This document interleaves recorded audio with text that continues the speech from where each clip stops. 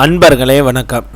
இன்று பார்க்க இருப்பது ஸ்ரீ விஷ்ணு புராணம் அத்தியாயம் 1 பகுதி 18. அசுர புரோகிதர்களை காத்தல். பிரகல்நாதன் விஷ்ணுவை பற்றி கூறியதை அசுர சிறுவர்கள் பயத்தின் காரணமாக ஹிரண்யனுக்கு கூறிவிட்டனர். அதனால் மிக்க கோபம் கொண்ட ஹிரண்யன் சமயக்காரரை அழைத்து பிரகல்நாதனை கெட்டதுமல்லாது ஒழுக்கமான எமது சிறுவர்களிடம் கொடுக்கிறான். அதனால் அவனை கொல்ல வேண்டும். நீங்கள் அவனுக்கு கொடுக்கும் உணவில் ஆலகால விஷத்தை கலந்து கொடுங்கள் என்றான். சமையல்காரர் கொடிய விஷமான ஆலகால விஷத்தை கலந்து பிரகல்நாதனுக்கு கொடுத்தனர். அவன் அதை கிருஷ்ணரின் அருளால் உணர்ந்து மிகவும் மகிழ்வுடன் அதை வாங்கி ருசித்து ரசித்து உண்டான்.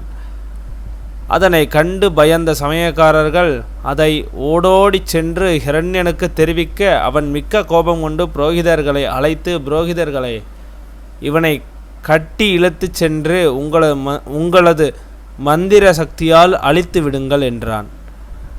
புரோகிதர்கள் பிரகல்நாதனிடம் சென்று அவனை வணங்கி, ராஜகுமாரரே, உனது தந்தையை விட மேலான கடவுள் யாருமில்லை.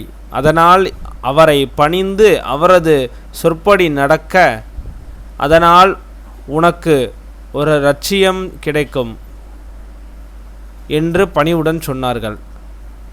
புரோகிதர்களே, பிரம்மபுத்திரனான மரிஷையின் வம்சம் மேலானதுதான். அத்துடன் எனது தந்தை மேலானவர், திறமைசாலி, பலசாலி. இருப்பினும் இயற்கையை உணராதவராக இருக்கிறார். அறம், பொருள், இன்பம், வீடு என்று சொல்லப்படக்கூடிய 4 வகை புருஷார்த்தங்களும் எவனால் உண்டாகுமோ அந்த பரம்பொருளை குறை சொல்பவர்களை தான் ஏற்க மாட்டேன். மரிஷி முதலிய எமது வம்சத்தினர் நாராயணரை ஆராதித்தே சகலவற்றையும் பெற்று புகழ்வுடன் வாழ்ந்தனர்.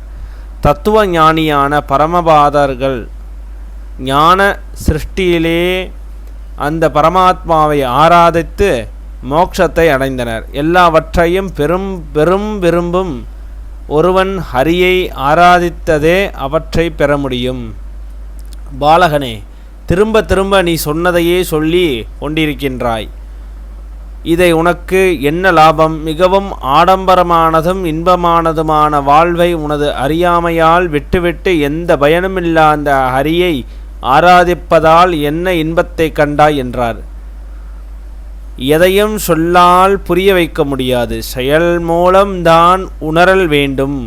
ஒரு கணம் ஹரியை மனதில் நினைத்து ஆராதித்து பாருங்கள். அதனால் வரும் இன்பங்கள் உங்களுக்கு புரியும். நீங்கள் எனக்கும் எதுவும் செய்யலாம். எனது மனதில் ஹரி இருக்கும் வரை எனக்கு எந்த துன்பமும் ஏற்பட அவர் விடமாட்டார் என்றார் பிரகல்நாதன்.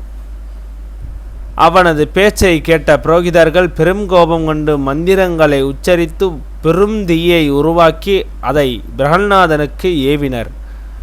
அந்த பயங்கரமான அக்னி உருவம் கோர முகத்துடன் சென்று சூலத்தால் பிரகல்நாதனை தாக்க அசூலம் எரிந்து பொடி பொடியானது. அதை கண்ட அத்தீயின் உருவம் தன்னை ஏவிய புரோகிதர்களை தாக்க தொடங்கியது. அதனால் அவர்கள் பயந்து கிருஷ்ணா, நாராயணா என்று மனமுருகி வேண்டியபடி பிரகல்நாதனிடம் அருகில் செல்ல பிரகல்நாதன் அவர்களை காக்கும்படி விஷ்ணுவை வேண்டினான். அதனால் மகிழ்ந்த புரோகிதர்கள் பிரகல்நாதனை வணங்கி, பிரக ஆழ்வாரே, நீங்கள் தீர்க்க ஆயுளுடன் நீண்ட காலம் வாழ்ந்து மக்களுக்கு அருள வேண்டும் என்று வாழ்த்திவிட்டு ஹிரண்யனிடம் சென்று நடந்தவற்றை கூறினார். இதன் தொடர்ச்சியை அடுத்த பகுதியில் பார்ப்போம்.